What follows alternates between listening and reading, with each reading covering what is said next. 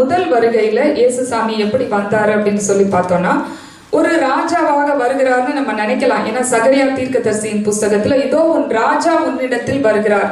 ஆனா எப்படிப்பட்ட ராஜாவாக அவர் வந்தார் அப்படின்னா, அவர் தாழ்மையாகவும் சாந்தம் உள்ளவராகவும் கழுதையாகிய மரியின் மேலும் ஏறி வருகிறவருமாய் இருந்தார் அப்படின்னு சொல்லி நம்ம பார்க்கிறோம். சோ ஒரு ராஜானா கூட ஒரு கழுதை மேல ஒரு ராஜா வருவாரானா ரொம்ப ஒரு தாழ்மையுள்ள ஒரு ராஜாவாக, ஒரு சாந்தமுள்ள ஒரு ராஜாவாக வருகிறார். இன்னும் சொல்ல போனா அவர் மரிக்கும் போது, அவர் பிறக்கும் போது கூட சாஸ்திரிகள் கிழக்கில் இருந்து வந்து யூதருக்கு ராஜாவாக பிறந்திருக்கிறவர் எங்கே அப்படின்னு சொல்லி அவரை ராஜான்னு சொல்லி அக்னாலேஜ் பண்றாங்க. ஆனா அப்படிப்பட்ட ராஜாவாக இருந்தாலும் ஒரு மாட்டுக்கொட்டையில தான் பிறக்கிறாரு, அரண்மனையில இல்ல. சோ ராஜா வந்து பழைய ஏற்பாட்டிலயும் ராஜா தான், ஆனா கழுதை மேல வராரு. பழைய ஏற்பாட்டிலயும் ராஜா தான், ஆனா மாட்டுக்கொட்டையில பிறக்கிறாரு. மரிக்கும் போதும் அவரை யூதருக்கு ராஜான்னு அவருடைய மேல் விலாசமாக அந்த சிலுவையில எழுதுறாங்க. எழுதுனதுக்கு காரணம் வந்து என்னன்னா, அவரை வந்து நகைப்பதற்காக, அவரை வந்து மேன்மைப்படுத்துறதுக்காக இல்ல, அவரை மார்க் பண்றதுக்காக தான் யூதருக்கு ராஜான்னு சொல்லி ஒரு கிண்டலாக தான் அப்படி வந்து போடுறாங்கன்னு சொல்லி நம்ம பாக்குறோம். ஆனா ஆண்டவருடைய இரண்டாம் வருகையில அவர் ராஜாவாக வரும்போது வேற மாதிரி வருவாரு, கம்பீரத்தோடு வருவார். சோ நம்ம வந்து உலக பிரகாரமாக பார்க்கும்போது ஒரு பொலிட்டிக்கல் லீடர் அப்படின்னா அவங்க வந்து ஒரு பிரசிடென்ட், ஒரு பிரைம் மினிஸ்டர்னா அவங்களுக்குன்னு சில ரோல்ஸ் இருக்கும். அதுக்கப்புறம் ஜுடிஷியரி சிஸ்டம் வந்து தனியா இருக்கும், லீகல் சிஸ்டம் அப்படின்னு. ஆனா நம்முடைய ராஜா இயேசு கிறிஸ்து, நம்ம இன்னைக்கு மாறி மாறி வாசிக்க கேட்ட சங்கீதத்துல கடைசி வசனத்துல அவர் வருகிறார். அவர் பூமியை நீதியோடும் ஜனங்களை நிதானத்தோடும் நியாயம் தீர்ப்பார். சோ அவரு கிங்காவும் வராரு, அவரு ஜட்ஜாவும் வராரு அப்படின்னு சொல்லி பாக்குறோம். சோ அவருடைய ராஜ்யத்துல யார் இருக்கிறாங்க? ஏதேன் தோட்டத்தை உருவாக்கும் போது அவருடைய ராஜ்யத்துல ஆதாம் ஏவாள் தான் இருந்தாங்க. ஆனா என்ன பண்ணிட்டான் இந்த சாத்தான் வந்து, சாத்தானின் ராஜ்யம்னு கூட ஒண்ணு இருக்கு. அவன் என்ன பண்ணிட்டான், ஆதாம் ஏவாள அவனுடைய ராஜ்யத்துக்கு இழுத்து கொண்டு போயிட்டான். ஆண்டவர் வந்து என்ன ஒரு ராஜ்யத்துல ரெண்டு சிட்டிசன்ஸ் தானா அப்படின்னு சொல்லி நம்ம நினைக்கலாம். அவர் ஆசீர்வதிக்கிறாரு, நீங்கள் பலுகி பெருகி பூமியை நிரப்புங்கள்னு. அதே மாதிரி அவங்க பலுகி பெருகி பூமியெல்லாம் நிரப்பிட்டாங்க. நிரப்பினக்கு அப்புறம் பாருங்க, ஏசாமி இந்த உலகத்துல வராரு. எப்படின்னா, பிதாவானவர் நம்ம மேல வைத்திருக்கிற அன்புனால எப்படியாவது அவருடைய சிட்டிசன்ஸ திருப்பியும் தான் பக்கம் எடுக்கணும்னு சொல்லி தன்னுடைய ஒரே குமாரனை மரிக்க கொடுக்கிறாரு. அப்போ ஏசாமிய வந்து இந்த சாத்தான் என்ன பண்றான், ஒரு உயர்ந்த மலைக்கு எடுத்துட்டு போயிட்டு என்ன சொல்றான், இதெல்லாம் என்னுடைய ராஜ்யம் அப்படின்னு சொல்லி சொல்றான். ஆனா இத நான் உனக்கு தரேன், நீ என்னை தாழ விழுந்து பணிஞ்சு வணங்குனீன்னா இத நான் உனக்கு கொடுக்குறேன், இதெல்லாம் என்னுடைய ராஜ்யம் அப்படின்னு சொல்லி சொல்றான். சோ இன்னைக்கு சாத்தானுடைய ராஜ்யத்துக்குள்ளதான் உலகம் முழுவதும் இருக்கிறது. ஆனா ஏசாமி வந்து குறுக்கு வழியில ராஜ்யத்தை சம்பாதிக்கல, அவர் ரத்தத்தை சிந்தி நமக்காக ராஜ்யத்தை சம்பாதிச்சாருன்னு சொல்லி நம்ம பாக்குறோம். சோ இப்ப அவருடைய ராஜ்யத்துல யாரெல்லாம் இருக்கிறாங்க? தேவனுடைய ராஜ்யத்துல நம்ம நினைக்கலாம் ரொம்ப பரிசுத்தமா இருக்கிறவங்க தான் யாரெல்லாம் வந்து ஆண்டவரை ரொம்ப தேடுறாங்களோ, பரிசுத்தமான வாழ்க்கை வாழ்றாங்க. பரிசுத்தம்னா நம்மளுடைய டெஃபினிஷன் வந்து என்ன? நல்ல ஒரு ஜபம் பண்றவங்க, செய்தி கொடுக்கறவங்க, பாட்டு பாடுறவங்க, அந்நிய பாஷை பேசுறவங்க, தீர்க்க தரிசனம் சொல்றவங்க, பிசாசுகளை துரத்துறவங்க. சோ இவங்கெல்லாம் அவருடைய ராஜ்யத்துல இருப்பாங்க அப்படின்னு சொல்லி நம்ம நினைக்கிறோம். ஆனா அதே சமயத்துல வேசிகள், ஆயக்காரர் சிலர்லாம் பார்த்துட்டு நம்ம என்ன நினைக்கிறோம், ஓ இவங்கெல்லாம் டெஃபினட்டா, இவங்கெல்லாம் சான்ஸே இல்ல பரலோகத்துக்கே போக முடியாதுன்னு அவங்கள பார்த்து நம்ம ரொம்ப பேர்டன்டா கவலைப்பட்டு ஐயோ அழிந்து போகிற ஆத்துமாக்கள்னு சொல்லி நம்ம ஜெபம் பண்ணிட்டு இருக்கோம். கடைசியில பார்த்தா இப்படி இருக்கிறவங்க தான் உள்ள போயிடுறாங்கன்னு சொல்லி ஆண்டவர் சொல்றாரு. என்ன சொல்றாரு, ஆயக்காரரும் வேசிகளும் பரலோக ராஜ்யத்தில் பிரவேசிப்பார்கள், ராஜ்யத்தின் புத்திரரோ புறம்பான இருளிலே தள்ளப்படுவார்கள். அப்பனா நம்ம என்னன்னா ரொம்ப ரொம்ப ஜாக்கிரதை உள்ளவர்களாக இருக்க வேண்டும். நான் நிற்கிறேன் என்று சொல்லுகிறவன் விழாதபடிக்கு எச்சரிக்கையா இருக்க கடவன். நம்ம எல்லாம் நினைச்சுக்கிறோம் 100% நம்ம போயிடுவோம். பட் போகலாம், அதை பத்தி இல்ல. பட் எந்த அளவுக்கு நம்ம ஜாக்கிரதை உள்ளவர்களாக இருக்க வேண்டும். ராஜ்யத்தின் புத்திரர் கூட மனம் திரும்பும் போது அவங்க ஈஸியா பரலோகத்துக்கு போயிடுறாங்க அப்படின்னு சொல்லி நம்ம பாக்குறோம். சோ இப்ப வந்து அப்படி ஒரு ராஜ்யம், அப்ப ஆண்டவர் வந்து நம்மள என்ன பண்றாரு, அவருடைய ராஜ்யத்தை நம்ம எக்ஸ்பேண்ட் பண்ணணும். சாத்தான் ரொம்ப துரிதமா அவன் ராஜ்யத்தை எக்ஸ்பேண்ட் பண்ணிக்கிட்டே இருக்கிறான், ரொம்ப வேகமா பண்ணிட்டு இருக்கிறான். நம்மளுடைய ரோல் என்ன? ஃபர்ஸ்ட் நம்ம அவருடைய ராஜ்யத்துல இருக்கணும். நம்ம இருந்தாதான், அதுக்கு தான் நம்ம வாசிக்கிறோம், மனுபுத்திரனே நீ ஆயத்தப்படு, உன்னோடு கூடி இருக்கிற உன் எல்லா கூட்டத்தையும் ஆயத்தப்படுத்து. சோ ஃபர்ஸ்ட் வந்து நம்ம அவருடைய ராஜ்யத்துக்கு பாத்திரமா இருக்கிறோமான்னு பார்க்கணும். அதுக்கப்புறம் மற்றவங்களையும் அதுக்குள்ள நாம் அழைத்து கொண்டு வர வேண்டும். சோ இன்னைக்கு வாசிக்க கேட்ட இந்த வேத பகுதிகள், 3 வேத பகுதிகள்ல எல்லா வேத பகுதிகள்லயும் உள்ள லாஸ்ட் லைனை நம்ம எடுத்தோம்னா அதுதான் வந்து நம்ம வந்து அவருடைய ராஜ்யத்துக்கு எலிஜிபிளா இருக்கிறதுக்கு நமக்கு வந்து அதுல வந்து சில சஜஷன்ஸ் அண்ட் அட்வைஸ் இருக்குது அப்படின்னு சொல்லி நம்ம பார்க்கிறோம். சோ ஃபர்ஸ்ட் வந்து மல்கியா தீர்க்க தரிசன புஸ்தகத்துல என்ன நம்ம பண்ணா அவருடைய ராஜ்யத்துக்கு நம்ம போக முடியும்னு பார்க்கிறோம். அதே மாதிரி அடுத்தது நிருப வாக்கியம் தெசலோனிக்கேயர் என்கிற நிருபத்துல நம்ம என்ன பண்ணா ஆண்டவருடைய ராஜ்யத்துக்குள்ள போக முடியும். அதே மாதிரி கடைசியில இந்த சுவிசேஷ வேத பாடம் லூக்கா எழுதின சுவிசேஷத்துல நம்ம என்ன பண்ணா ஆண்டவருடைய ராஜ்யத்தின் நம்ம பிரஜைகளாக மாற முடியும் அப்படின்றத தான் நம்ம வந்து இன்னைக்கு பார்க்க போறோம். சோ ஃபர்ஸ்ட் வந்து மல்கியா தீர்க்க தரிசன புஸ்தகத்துல பார்க்கும் பொழுது யாரெல்லாம் அவருடைய ராஜ்யத்துக்கு போக மாட்டாங்கன்னு சொல்றாரு. 4ஆம் அதிகாரத்துல யாரெல்லாம் போக மாட்டாங்கன்னா அகங்காரிகள், அக்கிரமக்காரர்கள். இது வந்து ஒரு ரொம்ப ஒரு பிராடா ஒரு ஜெனரலைஸ்ட் ஒரு டேர்ம். பட் ஆனா அந்த மாதிரி ஜனங்கள் எல்லாம் போக மாட்டாங்க. அவங்கள என்ன பண்ணுவாங்களா, இதோ கடைசி நாட்களிலே அந்த சூளைனா என்னன்னா it's not just a fire but placing furnace, பயங்கரமா எரிகிற அந்த நெருப்பு. அந்த சூளையிலே அகங்காரிகள், அக்கிரமக்காரர்கள் எல்லாம் துரும்பா போயிடுவாங்களாம். சோ யாரெல்லாம் வந்து ஆண்டவருடைய ராஜ்யத்துக்கு எலிஜிபிளா இல்லையோ அவங்க எல்லாம் வந்து எரிகிற, நம்மளுக்கு எல்லாம் தெரியும் நரகத்துல தள்ளப்படுவாங்க, அக்கினியும் கந்தகமுமான நரகத்திலே தள்ளப்படுகிறார்கள் அப்படின்னு. சோ துரும்பா போயிட்டு அவங்க சுட்டெரிக்கப்படுகிறதுனால ஷூட்டும் இருக்காதான், ரூட்டும் இருக்காதான், வேரும் இருக்காது, கொப்பும் இருக்காது அப்படின்னு சொல்லி பாக்குறோம். அப்பனா என்னன்னா கம்ப்ளீட்லி டோட்டலி டிஸ்ட்ராய்ட். ஆனா பழைய பாட்டு காலத்துல அப்படி கிடையாது. ஃபர்ஸ்ட் கம்மிங்ல வந்து ஏசாமி வந்து என்ன சொல்வாரு, அழிக்கிறேன்றாரு, பட் ஆனா கொஞ்சோண்டு நான் ரூட்டை விட்டு வச்சிடுறேன்றாரு. ஈசாயின் அடிமரத்திலிருந்து ஒரு துளிர் தோன்றி அதன் வேர்களிலிருந்து ஒரு கிளை எழும்பி செழிக்கும். சோ எல்லாமே கம்ப்ளீட்டா டிஸ்ட்ராய் பண்ணாலும் அந்த ஒரு ரூட்ல இருந்து திடீர்னு ஒரு துளிர் மாதிரி வந்து திருப்பியும் வந்து இஸ்ரேல் வந்து will regain its original glory and splendor அப்படின்னு சொல்லி ஆண்டவர் சொல்றாரு. ஆனா ஆண்டவருடைய 2ஆம் வருகையில அந்த மாதிரி கிரேஸ் எல்லாம் கிடையாது. நரகத்துல தள்ளப்பட்டதுதான். அதுக்கப்புறம் அங்க வேரும் இருக்காது, கொப்பும் இருக்காது. No roots, no shoots. அகங்காரிகள், அக்கிரமக்காரர்கள் எல்லாரும் அழிக்கப்படுவார்கள். ஆனாலும் சோ அப்ப யாருதான் ராஜ்யத்துக்குள்ள போவாங்கன்னு சொல்லி பார்த்தா, என் நாமத்துக்கு பயந்திருக்கிற உங்கள் மேல் நீதியின் சூரியன் உதிக்கும், அதன் செட்டைகளின் கீழ் ஆரோக்கியம் இருக்கும், நீங்கள் வெளியே போய் கொழுத்த கன்றுகளை போல் புறப்பட்டு வருவீர்கள் அப்படின்றார். சோ அப்ப ஆண்டவருடைய நாமத்துக்கு பயப்படுகிறவர்கள் பரலோக ராஜ்யத்துக்கு போக முடியும். சோ வெறும் பக்தியா இருக்கிறவங்க மாத்திரம் பரலோக ராஜ்யத்துக்கு போக முடியாது. ஆண்டவருடைய நாமத்துக்கு பயந்தவர்களால மாத்திரம்தான், அந்த பய பக்தி இருக்கிறவங்க மாத்திரம்தான் பரலோக ராஜ்யத்துக்கு போக முடியும். சோ வேதத்துல வந்து அநேக உதாரணங்கள் பார்க்கலாம். யாரெல்லாம் அப்படி பயந்து இருந்தாங்க, அதனால அவங்களுக்கு அந்த ராஜ்யத்தின் புத்திரரா இருந்தாங்க. அப்ப நம்ம எந்தெந்த ஆஸ்பெக்ட்ல அந்த பயம் நம்மளுக்குள்ள இருக்கணும். பயமே இல்லாம சில காரியங்களை நம்ம செஞ்சுக்கிட்டு இருந்தா அந்த பயம் நமக்குள் வர வேண்டும். பயப்படாதே நம்ம எவ்வளவு கேட்கிறோம்.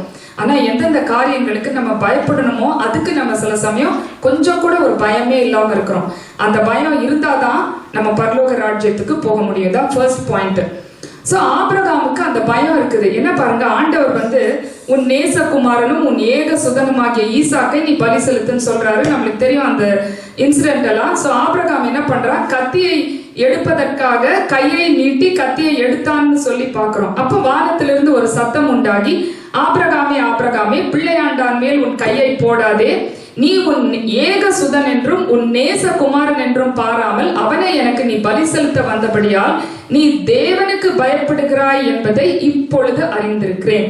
நீ தேவனுக்கு பயந்தவன் இல்லனா, நீ எனக்கு பயப்படுறதுனாலதான் நீ உன் குழந்தையே நீ வெட்டுறதுக்கு நீ முன் வந்த அப்படின்னு சொல்லி. அப்போ பாருங்களேன், சோ ஆண்டவரை விட பிள்ளைங்களுக்கு நம்ம ஃபர்ஸ்ட் இடம் கொடுக்கறோம்னா நமக்குள்ள கடவுள் பயம் இல்லைன்னு அர்த்தம். அந்த பாயிண்ட் தான் சொல்றாரு. ஏலியை பார்த்த ஆண்டவர், அவன் பெரிய ஆசாரியன் தான், அவெல்லாம் ராஜ்யத்தின் புத்திரன்னு நம்ம நினைக்கலாம். ஆலயத்துல ஒரு பெரிய ஆசாரியனாக இருக்கிறான் ஏலி. ஆனா ஆண்டவர் என்ன சொல்றாரு, அவன் வந்து ஆண்டவரை விட தன்னுடைய பிள்ளைகளை அதிகமாக நேசிக்கிறான்.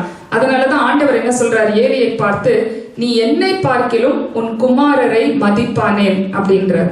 சோ அந்த பயம் வந்து பாருங்க ஏலிக்கு அப்பனா இல்ல, கடவுள் மேல அந்த பயம் இல்ல. ஆபிரகாமுக்கு அந்த பயம் இருக்குது. தகப்பனையாவது தாயையாவது என்னிலும் அதிகமாய் நேசிக்கிறவன் எனக்கு பாத்திரவான் அல்ல, மகனையாவது மகளையாவது என்னிலும் அதிகமாய் நேசிக்கிறவன் எனக்கு பாத்திரவான் அல்ல அப்படின்றார். சோ அப்ப வந்து அந்த பயம் வந்து ஆபிரகாமுக்குள் இருக்கிறது. அடுத்தது பார்த்தோம்னா ஈசாக்குக்கும் அந்த பயம் இருக்குது.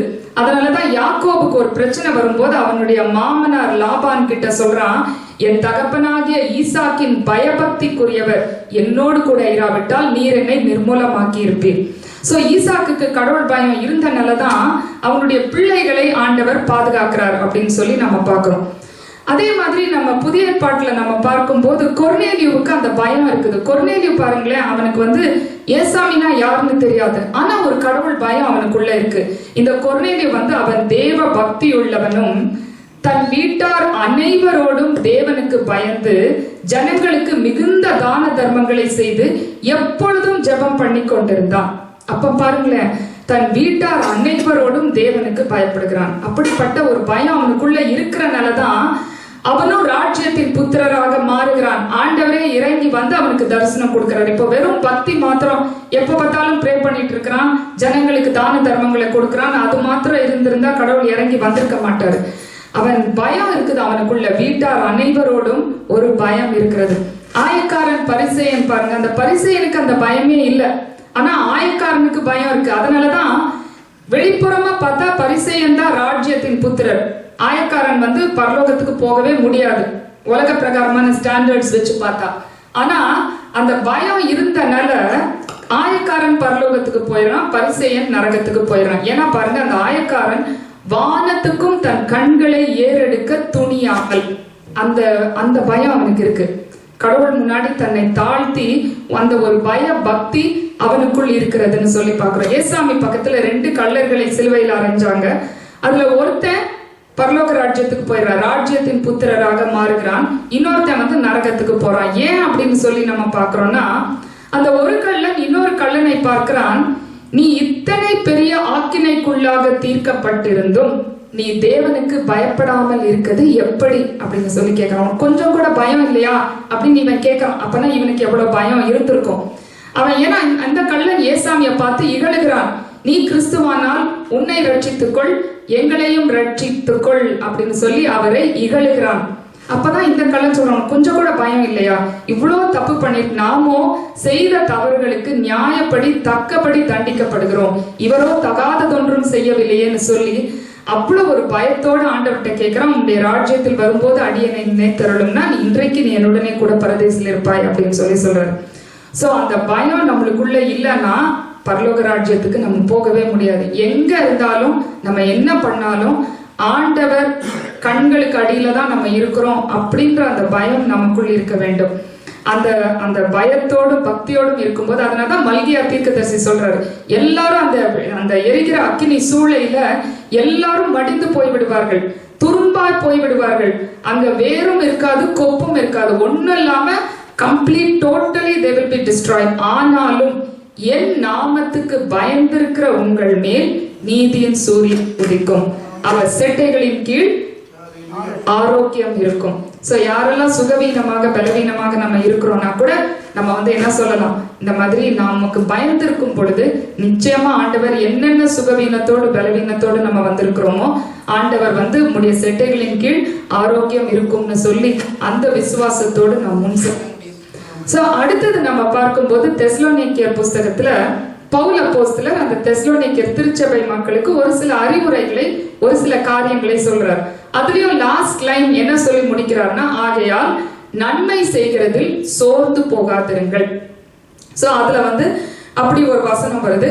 கடைசியில மத்தேயுல வந்து பொறுமையினால் உங்கள் ஆத்துமாக்களை காத்துக்கொள்ளுங்கன்னு வரும். சோ இங்க வந்து நன்மை செய்கிறதில் சோர்ந்து போகாதிருங்கள் அப்படின்றாருன்னா, நிறைய பேர் வந்து கொஞ்ச நாள் நம்ம வந்து ஆண்டவருடைய ராஜ்யத்துக்கு என்று ரொம்ப வேக வேகமா பிரயாசப்படுவோம், செய்வோம், அதுக்கு ஏற்ற பலன் கிடைக்கல, ஆசீர்வாதம் கிடைக்கல, ரெகக்னிஷன் கிடைக்கலன்னு உடனே நம்ம என்ன பண்றோம், சில காரியங்களை நம்ம விட்டுறோம். பாதியிலே விட்டுட்டு என்ன பண்ணி இப்போ என்ன பிரயோஜனம், இவ்வளவு ஊழியம் செஞ்சு இவ்வளவு பிரயாசப்பட்டு இவ்வளவு பண்ணி அதனால ஒன்றும் பெருசா ஒன்றும் டிஃபரன்ஸ் தெரியலன்னு சொல்லிட்டு பாதியில விட்டுறோம். சோ பவுல் அதான் சொல்றாரு அந்த தெசலோனிக்கர் திருச்சபை மக்கள்கிட்ட, அப்படிலாம் நீங்க பாதியில விட்டுறக்கூடாது. நன்மை செய்கிறதுல நீங்கள் சோர்ந்து போகாமல் தொடர்ந்து நாம் செய்து கொண்டே இருக்க வேண்டும். அப்பதான் நீங்க பரலோக ராஜ்யத்துக்குள்ள போக முடியும்னு. சோ என்ன நன்மை செய்யணும் அப்படின்னு சொல்றாருன்னா, முக்கியமா என்ன சொல்றாரு, சோம்பேறித்தனமா இருக்காதீங்க அப்படின்றத தான் சொல்றாரு. சோ அந்த தெசலோனிக்கர் திருச்சபை மக்கள் வந்து பவுல் அப்போஸ்தலரை நல்லா என்டர்டெயின் பண்றாங்க, அவரை கூப்பிடுறாங்க, நல்லா உபசரிக்கிறாங்க. என்ன பண்ணாலும் பவுல் வந்து அவங்க கிட்ட ஃப்ரீயா சாப்பாடு வாங்கி சாப்பிடவோ காணிக்க வாங்குறதுலயோ அவருக்கு வந்து அவ்வளவு இன்ட்ரெஸ்ட் இல்லை. அவர் என்ன சொல்றாரு, நான் இலவசமாய் உங்களிடத்தில் நான் சாப்பிட நான் விரும்பவில்லை, ஃப்ரீயா நான் உங்ககிட்ட நான் சாப்பிட்டு உங்க யாருக்கும் நான் பாரமாக இருக்க விரும்பவில்லை. சோ நான் உங்களுக்கு பேர்டன் கொடுக்க நான் விரும்பவே இல்லை. அதனால நான் வந்து என்ன பண்ண போறேன், பிரயாசப்பட்டு வருத்தப்பட்டு இரவும் பகலும் நான் வேலை செய்ய போகிறேன். இதுதான் ஃபுல் டைம் மினிஸ்ட்ரி. இன்னைக்கு நிறைய பேர் நாங்க மினிஸ்ட்ரி வேலையை ராஜினாமா பண்ணிட்டோம் அப்படின்னு சொல்லிட்டு 10 நேரம் தூங்கிட்டு 10 நேரம் மினிஸ்ட்ரி பண்றது கிடையாது. பவுல் என்ன சொல்றாரு, இரவும் பகலும் வேலை செய்யணும்னா கஷ்டம்தான், வருத்தப்பட்டு பிரயாசப்பட்டு நான் வேலை செஞ்சு நான் ஊழியம் பண்ணுவேன் அப்படின்றாரு. சோ இரவும் பகலும், அப்ப பாருங்க எவ்வளவு ஒரு கஷ்டமான காரியம். இன்னைக்கு ஃபுல் டைம் மினிஸ்ட்ரினா வேலை செஞ்சுட்டு ஃபுல் டைம் மினிஸ்ட்ரி செய்யறதா ரொம்ப கஷ்டமான காரியம். வேலையை ராஜினாமா செஞ்சுட்டு நான் மினிஸ்ட்ரி பண்றேன்னா அது பார்ட் டைம் மினிஸ்ட்ரி தான். அது வந்து கொஞ்சம் சுலபமா நம்மளுக்கு பண்ணிடலாம், யார் வேணாலும் அதை பண்ணிடலாம். சோ அதுல வந்து ஏன்னா இப்போ தானியல் வந்து நான் ஃபுல் டைம் மினிஸ்ட்ரி நான் பண்ண போறேன்னு சொல்லிட்டு வேலையை ராஜினாமா பண்ணிட்டு போயிருந்தானா தரிவு ராஜாவை அவன் அங்க ஆதாயப்படுத்தி இருக்க முடியாது, நேபுகாத் நேச்சார் ராஜாவை அங்க ஆதாயப்படுத்தி இருக்க முடியாது. சோ என்னென்ன பண்ணலாம் நம்ம ஃபுல்லா, பட் யார்கிட்டயாச்சும் போயிட்டு பாரமாக மற்றவர்களுக்கு நாம் இருக்கக்கூடாது, இலவசமாய் சாப்பிடணும் அப்படின்னு சொல்லி. அதனால பவுல் சொல்றாரு, வேலை செய்யாதவன் சாப்பிடாமல் இருக்க கடவன் அப்படின்னு சொல்லிட்டு. அதனால தெசலோனிக்கர் திருச்சபை மக்கள்ல சிலர் வந்து அப்படி இருக்கிறாங்களாம். உங்களில் சிலர் சோம்பல் உள்ளவர்களாய், அப்புறம் வந்து வீண் அலுவல் செய்கிறவர்களாய், அதாவது தேவையில்லாத காரியங்கள் அந்த மாதிரி செஞ்சுட்டு ஒழுங்கற்றவர்களாய் இருக்கிறீர்கள் அப்படின்றார்.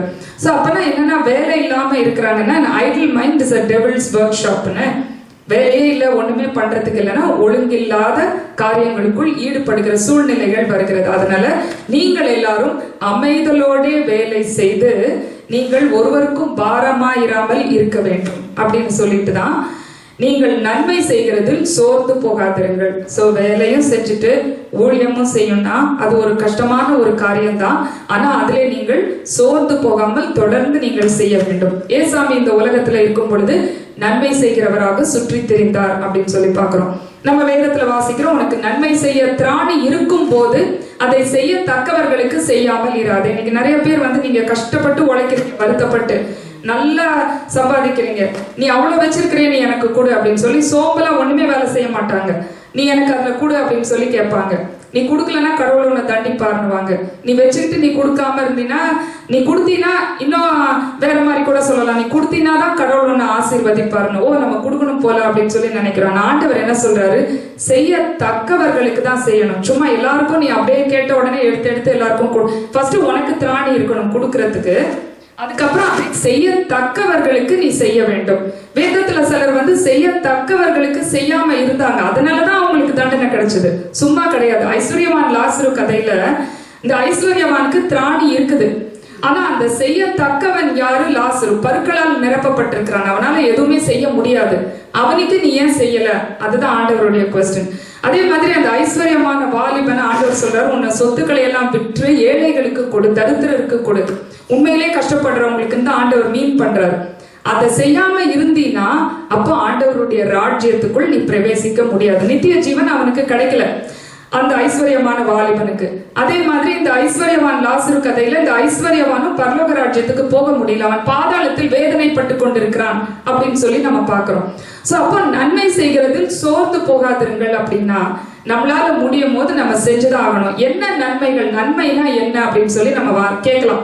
மீகா 6ஆம் அதிகாரம் 8ஆம் வசனத்துல வாசிக்கிறோம், மனுஷனே நன்மை இன்னதென்று கர்த்தர் உனக்கு அறிவித்திருக்கிறார், நியாயத்தை செய்து இரக்கத்தை சிநேகித்து உன் தேவனுக்கு முன்பாக மனத்தாழ்மையாய் நடப்பதே அல்லாமல் வேற எண்ணத்தை கர்த்தர் உன்னிடத்தில் கேட்கிறார். சோ அப்போ நன்மை என்ன, நன்மைனா என்னன்னு சொல்லி நம்ம நினைக்கலாம். ஆண்டவர் வந்து அவருடைய 2ஆம் வருகையில அந்த நன்மைகளே ஆண்டவர் வந்து சொல்லி காட்டுறார். பசியா இருந்தேன் ஆகாரம் கொடுத்தீர்கள், தாகமா இருந்தேன் தாகத்தை தீர்த்தீர்கள், வஸ்திரம் இல்லாதிருந்தேன் வஸ்திரம் கொடுத்தீர்கள், அந்நியரா இருந்தேன் சேர்த்து கொண்டீர்கள், வியாதியா இருந்தேன் விசாரிக்க வந்தீர்கள். சோ மிகவும் சிறியவர்களாகி இவர்களுக்கு எவைகளை செய்தீர்களோ, இதுதான் நன்மைகள். இந்த நன்மையை செய்யும் போதுதான் ஆண்டவர் என்ன பண்றாரு, அவருடைய ராஜ்யத்தின் புத்திரராக நம்மை எடுத்துக்கொள்கிறார். சோ வாருங்கள் என் பிதாவினால் ஆசீர்வதிக்கப்பட்டவர்களே, உலக தோற்றம் முதல் உங்களுக்காக ஆயத்தம் பண்ணப்பட்டிருக்கிற ராஜ்யத்தை சுதந்திரித்துக் கொள்ள வாருங்கள் அப்படின்னு சொல்லி அவர் வந்து கூப்பிடுறார். சோ அந்த ராஜ்யத்தின் புத்திரராக நம்ம இருக்கணும்னா நம்ம வந்து நன்மை செய்கிறவர்களாக இருக்க வேண்டும். அதுல நாம் சோர்ந்து போக கூடாது. அந்த நன்மை செய்யாதவர்கள் என்ன பண்றாங்க, பிசாசனுடைய ராஜ்யத்துக்குள் போய்விடுகிறார்கள். சோ இந்த கிரைஸ்ட் த கிங் சண்டே அப்படின்னா, அவர்தான் ராஜா அப்படின்னா, அவருக்கு நாம் பயந்திருக்கும் பொழுது, உண்மையிலேயே கடவுள் பயம் நமக்குள்ள இருக்கும் பொழுது, பயத்துடனே கர்த்தரை சேவியுங்கள், நடுக்கத்துடனே அவருக்கு ஆராதனை செய்யுங்கள், அவரே உங்கள் பயமும் உங்கள் அச்சமுமாய் இருப்பாராக. நம்மளுக்கு மத்ததெல்லாம் பயம், மத்த எல்லா காரியத்தையும் குறித்து பயப்படுறோம், இந்த பயம் மாத்திரம் நம்மளுக்குள்ள இல்ல. அவரே உங்கள் பயமும் உங்கள் அச்சமுமாய் இருப்பதாக. சோ பயம், அவருக்கு பயப்படும் போது நம்ம ராஜ்யத்தின் புத்திரராக மாற முடியும். அவருடைய ராஜ்யத்துக்கு நாம் பாத்திரவான்களாக நாம் இருக்க முடியும். 2வது பார்க்கிறோம், நன்மை செய்து கொண்டு இருக்கும் பொழுது ஆண்டவருடைய ராஜ்யத்தின் புத்திரராக நாம் மாற முடியும் அப்படின்னு சொல்லி பார்க்கிறோம். 3வது கடைசியில நம்ம பார்க்கிறோம், இந்த சுவிசேஷ வேத பாடத்துல இயேசுசாமி வந்து நிறைய காரியங்களை சொல்றாரு. நீங்க உங்களுக்கு இப்படி கஷ்டம் வரும், அப்படி கஷ்டம் வரும், கடவுளுடைய பிள்ளைங்களா நம்மலாம் ஜெனரலா என்ன நினைக்கிறோம், நம்ம கடவுளுடைய ஊழியம் பண்ண உடனே நம்மளுக்கு எல்லாருக்கும் நிறைய ஆசீர்வாதம் கிடைக்கும்னு. ஆனா ஆண்டவர் வந்து சீஷர்களை பார்த்து சொல்றாரு, நீங்க ஊழியம் செய்ய செய்ய உங்களுக்கு இந்த மாதிரி கஷ்டம் வரும், அந்த மாதிரி கஷ்டம் வரும் நிறைய சொல்றாரு. ஆனா அதுலயே ஒரு கிளாஸும் அதுல ஆனா ஃபைனலா வந்து விக்டரி வந்து உங்களுக்கு தான் அப்படின்னு சொல்லி, முடிவு பரியந்தம் நிலை நிற்பவனே ரட்சிக்கப்படுவான். நிறைய பேர் வந்து என்ன பண்றாங்க, பாதியிலேயே வந்து விலகி போயிடுறாங்க. ஆனா நீங்க கடைசி வரைக்கும் நீங்க நிலை நிறுந்தா மாத்திரம்தான் உங்களுக்கு ராஜ்யம் கிடைக்கும். இவ்வளவு நாள் Solomon first half of the life அவன் ரொம்ப நல்லா இருக்குது, ஆனா second half of the life அவன் பாவமான வாழ்க்கைக்குள்ள போயிடுறான். சோ அந்த மாதிரி இல்லாம கலாத்தியர் திருச்சபை மக்கள் கூட அப்படிதான் பவுல் அப்போஸ்தலர் சொல்றாரு, ஆவிக்குரிய வாழ்க்கையில நீங்க ஆரம்பிச்சு இப்போ நீங்க மாம்சத்திலே முடிய போகிறீர்களே, நீங்கள் இத்தனை புத்தியினர்களா அப்படின்னு சொல்லி கேட்கிறாரு. So first half of the life நல்லா இருந்து second half of the life மோசமா இருந்தா அது ஃபர்ஸ்ட் இருந்து பிரயோஜனமே இல்லாம போயிருது. முடிவு பரியந்தம் நிலை நிற்பவனே ரட்சிக்கப்படுவான். சிலர் கஷ்டம் நஷ்டம் வரும்போது கடவுளை விட்டு பின்வாங்கி போயிடும். சோ அததான் வந்து சீஷர்கள் கிட்ட அந்த லூக்கா எழுதின சுவிசேஷத்துல அவர் வந்து சொல்றாரு. என்ன சொல்றாருன்னு சொல்லி பார்த்தோம்னா, இந்த மாதிரி கடைசி நாட்களில என்ன பண்ணுவாங்க, உங்களை ஆலோசனை சங்கத்துக்குள் இழுத்து செல்வார்கள், காவல் அறையில உங்களை இழுத்து கொண்டு செல்வார்கள். சோ அப்படிலாம் உங்களுக்கு நிறைய கஷ்டம் வரும். அந்த நேரத்துல நீங்க என்ன பேசணும், எப்படி பேசணும்ன்றதை நீங்கள் முன்கூட்டியே நீங்கள் நினைக்க வேண்டாம். அந்த நேரத்திலே நீங்கள் என்ன பேச வேண்டும் என்று ஆவியானவர் தாமே உங்களுக்கு உணர்த்துவார். அந்த வாக்கையும் அந்த ஞானத்தையும் கடவுள் உங்களுக்கு கொடுப்பார். யாரும் உங்களுக்கு எதிர் பேசவோ எதிர் நிற்கவோ முடியாது அப்படின்றார். சோ நம்ம வந்து ஃபர்ஸ்ட் கொஞ்சம் கவலையா இருக்கும்ல, நம்ம இவ்வளவு கடவுளுக்குன்னு ஊழியம் செய்யறோம், ஆனா இப்படி வந்து ஆலோசனை சங்கத்துக்கு முன்னாடி நம்மளை கொண்டு போய் நம்ம அந்த மாதிரி காவல் சங்கம் முன்னாடி நிறுத்துவாங்க, நம்மளுக்கு இவ்வளவு பிரச்சனை போராட்டம்லாம் வருது, ஊழியம் செஞ்சு இப்படி எல்லாம் வருதா அப்படின்னு சொல்லி நினைச்சாலும் ஆண்டவர் என்ன சொல்றாரு, உன்னை வந்து யாருமே எதிர் பேசவோ எதிர் நிற்கவோ முடியவே முடியாது. எல்லாம் வருவாங்க, ஆனாலும் ஆவியானவர் உங்களுக்குள்ள பேசுறனால அவங்களுக்கும் உங்களுக்கும் டைரக்டா வந்து ஒரு யுத்தம் வரும்போது நீங்க தான் வந்து ஓவர் பவர் பண்ணுவீங்க அவங்கள அப்படின்றாரு. சரி, அது மாத்திரம் ஓகே, ஏதோ வெளியில உள்ளவங்க பண்றாங்க அப்படின்னா ஜெப ஆலயங்களில் இருந்து கூட உங்களுக்கு விரோதமாக பண்ணுவாங்களாம். சோ இது ஏதோ ஆலோசனை சங்கம் காவல்துறைனா பரவாயில்ல, போகிற திருச்சபையிலேயே உங்களுக்கு அகேன்ஸ்டா காரியங்கள் நடக்கும் அப்படின்றார். சரி, திருச்சபையில தான் அப்படின்னா பரவாயில்லன்னா அடுத்தது பார்த்தா பெற்றோராலும் உங்களுடைய பிள்ளைகள்னாலும் சகோதரர்கள்னாலும் சிநேகிதர்களாலும் உங்களுக்கு வரும் அப்படின்றார். அப்போ இப்படி எல்லாம் வந்தா ரொம்ப கஷ்டமாச்சேன்னு சொல்லி நினைச்சா, ஆகிலும் உங்கள் தலையில் உள்ள மயிரையெல்லாம் அவர் எண்ணி இருக்கிறார் அப்படின்றார். ஒண்ணுமே வந்து நான் உங்களை ப்ரொடெக்ட் பண்ணுவேன்றார். உங்களில் சிலரை கொலையும் செய்வார்கள் அப்படின்னு போடுறாங்க. ஆனா அதுல உள்ள என்ன அர்த்தம்னா, பொறுமையினால் உங்கள் ஆத்துமாக்களை காத்துக்கொள்ளுங்கள் அப்படின்றாரு. சோ சரீரத்தை வேணா என்ன வேணா பண்ணுவாங்க, சோ ஃபைனலா உங்கள் ஆத்துமாவை யாரும் ஒண்ணுமே பண்ண முடியாது அப்படின்றதான் சொல்றாரு. ஏன்னா ஆனா எல்லாரையும் கொலை பண்ணிடுவாங்கன்னு கிடையாது, சிலர் தான். சிலர் தான் ரத்த சாட்சிகளாக மறிப்பாங்க. எல்லாரையும் ஆண்டவர் வந்து அந்த மாதிரி எல்லாருக்கும் அந்த ஸ்ட்ரென்த்தும் கிடையாது.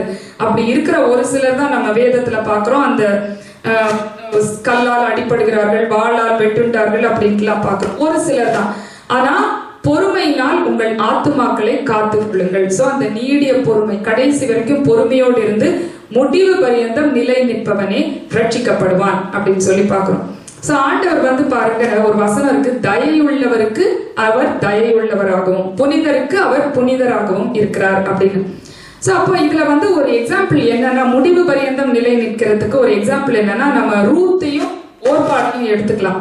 நகோமி வந்து 2 பேரையும், அவ கணவனை இழந்து 2 பிள்ளைகளையும் இழந்ததுக்கு அப்புறம் அந்த 2 மருமக்களையும் அவள் வாழ்த்தி அனுப்புறா. நீங்கள் இருவரும் உங்கள் தாய் வீட்டுக்கு போயிருங்க, இஸ்ரவேலின் தேவனாகிய கர்த்தர் நீங்க எப்படி மரித்தோருக்கும் எனக்கும் தயை செய்தது போல. அப்போ ரூத்தும் ஓர்பாலும் மரித்தவர்களுக்கும் நகோமிக்கும் தயை செய்திருக்கிறார்கள். மரித்தவர்கள்னா யாரு? நகோமியோடைய கணவனும் இந்த ரூத் ஓர்பாலுடைய கணவனும். நீங்க அவங்களுக்கும், செத்து போன என் கணவன் பிள்ளைகளுக்கும் எனக்கும் நீங்கள் தயை செய்தது போல கர்த்தர் உங்களுக்கு தயை செய்வாராக. சோ தயை உள்ளவருக்கு நீர் தயை உள்ளவர். சோ அதனால நீங்க இப்ப நம்மளும் பாருங்க, நிறைய பேருக்கு சில காரியங்கள் எவ்வளவோ ஹெல்ப் பண்றோம், கஷ்டப்பட்டு வேலை ஸ்தலத்துல ஃபேமிலியில உள்ளவங்களுக்கு நிறைய பேருக்கு நம்ம செய்யறோம். அவங்க ஒருவேளை நன்றி கேட்டா இல்ல, நம்மளுக்கு கொஞ்சம் கூட ஒரு கிரேட்ஃபுல்லா இல்லாதது போல இருக்கலாம். ஆனா நம்ம அவங்களுக்கு செய்யற தயைனால ஆண்டவர் நம்மளுக்கு நிச்சயமா தயை செய்வார். அட்லீஸ்ட் இங்க நகோமி வந்து அதை ரெகக்னைஸ் பண்றா. யாருமே ஒருவேளை நம்மள ரெகக்னைஸ் பண்ணாட்டி கூட நம்ம வந்து இதெல்லாம் பண்ணி வேஸ்ட்னு சொல்லி நம்ம நினைக்க தேவையில்லை. நம்ம அவங்களுக்கு தயை செய்யறதுனால தயையுள்ளவருக்கு நீர் தயையுள்ளவர், அதனால ஆண்டவர் நிச்சயம் நம்முடைய வாழ்க்கையிலும் நமக்கு தயை செய்வார். சோ இதுல பாத்தீங்கன்னா ரூத்துக்கு மாத்திரம் அந்த ஆசீர்வாதம் இல்ல, ஓர்பாலுக்கும் அந்த ஆசீர்வாதம் இருக்குது. ஏன்னா அந்த ஊர்ல வந்து மோவாப் தேசத்துல ஓர்பாலும் ரூத்தை போல இவங்க ஃபேமிலியோட நல்லா அட்ஜஸ்ட் ஆகி அக்ளிமெண்டைஸ் ஆகி அவங்க தேவர்களை, ஜீவனுள்ள தேவனை சேவித்து வணங்கி இவங்களுக்கு ஏத்த மாதிரி தான் ஒரு நல்ல ஃபேமிலி லைஃப் லீட் பண்ணி அவங்க கூட நல்லா தான் இருந்திருக்கிறார். ஆனா பாருங்க, முடிவு பரியந்தம் நிலை நிற்கிறார்களா? நகோமி இப்படி சொன்ன உடனே ஓர்பால் வந்து இப்படின்னு தான் சொல்றான். ஆனா ரூத் தான் என்ன சொல்றா? உம்முடைய தேவன் என்னுடைய தேவன், உம்முடைய ஜனம் என்னுடைய ஜனம், நீர் தங்கும் இடத்தில் நானும் தங்குவேன், நீர் மரிக்கும் இடத்தில் நானும் மரித்து அங்கே அடக்கம் பண்ணப்படுவேன், மரணமே அன்றி வேறொன்றும் உம்மை விட்டு என்னை பிரிக்க கூடாது அப்படின்னும் போது, அப்ப இவ என்ன பண்றா? நகோமி வந்து சரின்னு சொல்லிட்டு ரூத்தை மாத்திரம் கூட்டிட்டு போயிடுறா. சோ ஓர்பாலுக்கு தயை கிடைக்குதா, ரூத்துக்கு தயை கிடைக்குதா? 2 பேருக்கும் தயை கிடைக்குது. ஆனா கொஞ்சம் டிஃப்ரெண்ட். ஓர்பால் ஒருவேளை திரும்பி போயிருப்பா, we don't know the story. அதுக்கப்புறம் அவளுக்கு என்ன ஆச்சுன்னு தெரியாது. அவள் டெஃபினட்டா ஒருவேளை திருமணம் ஆகி குழந்தை பிள்ளைங்க எல்லாம் நல்லா ஹாப்பியா இருந்திருக்கலாம். அது வெறும் உலக பிரகாரமான தயையோட முடிஞ்சிடுச்சு அவளுக்கு. ஆனா ரூத்துக்கு பாருங்க, இந்த தேசத்துக்கு வருகிறா, வந்து கஷ்டப்படுறா. அப்ப அவ சொல்றா, யார் கண்கள்ல எனக்கு தயை கிடைக்குதோ அந்த தோட்டத்துல போயிட்டு நான் கதிர்களை பொறுக்குகிறேன்னு சொல்றா. அதே மாதிரி போகிறா, போவாஸ் தோட்டத்துக்கு போகிறா, கதிர்களை பொறுக்கிறா. போவாஸ் கண்களிலே அவளுக்கு தயை கிடைக்கிறது. அவ சொல்றா, நான் ஒரு வேலைக்காரி, ஒரு அந்நிய தேசத்தால், ஒரு புறஜாதியால், எனக்கு போய் உம்முடைய கண்களிலே தயை கிடைக்குதுன்னு சொல்றா. பாருங்க, ரூத்துக்கு கிடைக்கிற தயை வந்து வெறும் சரீர பிரகாரமான தயையோடு முடிந்து விடவில்லை. ஆவிக்குரிய தயையும் ஆசீர்வாதங்களும் அவளுக்கு கிடைக்குது. ஏன்னா அதுக்கப்புறம் ரூத்துக்கு வந்து போவாசை திருமணம் செய்து ரூத்துக்கு ஓபேத் என்கிற மகன் பிறக்கிறான். ஓபேத்துக்கு அதுக்கப்புறம் ஈசாய் பிறக்கிறான். ஈசாயினுடைய மகன் தான் தாவீது. தாவீதினுடைய சந்ததியில் தான் இயேசு கிறிஸ்துவே பிறக்கிறார். சோ ஓர்பாலுக்கு தயை கிடைச்சாலும் அவ பாதையில விட்டுட்டு போறனால சரீர பிரகாரமான ஆசீர்வாதங்களோடு அவளுக்கு முடிஞ்சு போயிருது. ஆனா ரூத்துக்கு தான் அந்த ஃபைனலா ஃபுல் பிளெஸிங்கும் அவளுக்கு கிடைக்குதுன்னு சொல்லி நம்ம பாக்குறோம். அதனால பொறுமையினால் உங்கள் ஆத்துமாக்களை காத்துக்கொள்ளுங்கள். அதுதான் நம்ம இன்னைக்கு வாசிச்ச அந்த சுவிசேஷ வேத பாடத்தில் உள்ள கடைசி வசனம். சோ அந்த பொறுமையோடு நம்ம காத்திருந்தாதான் அவருடைய ராஜ்யத்தை நாம் சுதந்திரித்துக் கொள்ள முடியும். பயப்படாதே சிறுமந்தை, உங்களுக்கு ராஜ்யத்தை தர நான் காத்திருக்கிறேன். யோபுவின் பொறுமையை குறித்து கேள்விப்பட்டிருக்கிறீரே, கர்த்தருடைய செயலின் முடிவையும் அறிந்திருக்கிறீர்களே. சோ எல்லாம் அவனுக்கு ரெட்டிப்பாக கிடைக்கிறது என்று சொல்லி பார்க்கிறோம். சோ இன்னைக்கு இந்த கிரைஸ்ட் த கிங் சண்டே, கிறிஸ்து ராஜா ஞாயிறு அப்படின்ற இந்த நாளில அவர் தான் ராஜா. ஆனா அவருடைய கிங்டம்ல நம்ம எல்லாம் இருக்கிறோம், கிங்டம் ஆஃப் காட்னு பேர் வச்சு இருக்கிறோம். ஆனா உண்மையிலேயே ராஜ்யத்தின் புத்திரராக நாம் இருக்க வேண்டும் என்றால் இன்னைக்கு வாசிக்க கேட்ட இந்த 3 வேத பகுதிகளின்படி நம்ம கடவுள் பயத்தோட, உண்மையான அந்த பயம், அந்த நடுக்கம் நமக்குள்ள இருந்தா மாத்திரம்தான் நம்ம அந்த ராஜ்யத்துக்குள்ள போக முடியும். நன்மை செய்கிறதுல சோர்ந்து போகாமல் தொடர்ந்து நம்ம முன் செல்லும் பொழுதுதான் அவருடைய ராஜ்யத்துக்குள்ள நம்ம போக முடியும். கடைசியில நீடிய பொறுமையோடு நம்முடைய ஆத்துமாவை காத்து கொண்டிருக்கும் பொழுதுதான் அவருடைய ராஜ்யத்துக்குள் நாம் போக முடியும் என்று, அப்படி அவருடைய ராஜ்யத்தின் புத்திரராக இந்த நாளுக்குள் நாம் கடந்து செல்ல, தொடர்ந்து மற்றவர்களையும் அந்த ராஜ்யத்துக்குள் அழைத்து வந்து அவருடைய ராஜ்யத்தை விரிவுபடுத்த கர்த்தர் தாமே நம் ஒவ்வொருவருக்கும் அப்படிப்பட்ட கிருபைகளையும் ஆசீர்வாதங்களையும் தந்தருளுவாராக. ஆமென்.